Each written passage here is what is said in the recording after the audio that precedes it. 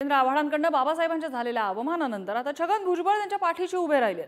दुसरीकडे भाजपने त्यांच्या विरोधात आज रणशिंग फुंकत राज्यभर आंदोलन केले। पुण्याच्या बंड गार्डन, रायगडच्या महाडमध्ये जितेंद्र आव्हाडांवर गुन्हाही दाखल करण्यात आलाय। पण दुसरीकडे भाजपसोबत सत्तेत असलेले मंत्री छगन भुजबळ यांनी मात्र आव्हाडांची पाठराखण केली। मूळ मुद्दा होता की मनुस्मृतीचा चंचू प्रवेश शिक्षणात नको, हा फोकस दूर होऊन नुसतं जितेंद्र आव्हाड सुरू झालंय असं म्हणत भुजबळांनी आव्हाडांची पाठराखण केली। आता यावरून भाजपने मात्र नाराजी व्यक्त केली आहे। जितेंद्र आव्हाड असं आहे, जितेंद्र आव्हाड एका चांगल्या भावनेने तिथे गेले। काही झाली असेल, काही झालं असेल, पण त्यांची भावना चांगली होती की मनुस्मृती ही जाळली पाहिजे, त्याच्याबद्दल कोणाच्याही मनामध्ये शंका नाही।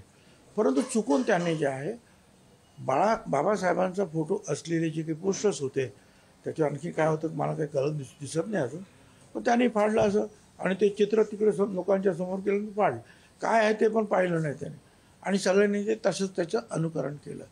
पण त्यांनी जे आहे नंतर माफीसुद्धा मागितली।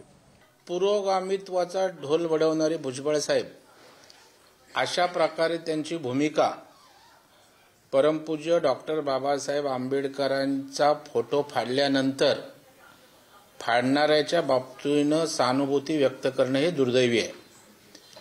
त्याच्यामुळे मला वाटतं भुजबळ साहेबांनी अशा प्रकारची भूमिका घेणं योग्य नाही आहे, कारण परमपूज्य बाबासाहेब आंबेडकर हे तमाम देशवासियांचं श्रद्धास्थान दैवत आहे आणि त्या बाबतीत असं घडल्यानंतर पुन्हा वरून पाठराखण करणं म्हणजे भुजबळांना काय उपरती झाले मला कळत नाही। कोणाचा राजीनामा पाहिजे, कुठला राजीनामा पाहिजे, राजीनामा द्या असं कोण म्हणतं, कोण मनीषा दे, मनीषा कायन दे, त्यांना बोलू द्या ना। त्यांना कायद्याची किती माहिती आहे मला माहित नाही। राष्ट्रवादी भुजबळ साहेब माझ्या मागे उभे राहिले हो, भुजबळ साहेब। तेच बहुजनांची समाज व्यवस्था ज्यांना व्यवस्थित समजते ते भुजबळ साहेब माझ्या मागे उभे आहेत, बाकीच्यांची मला।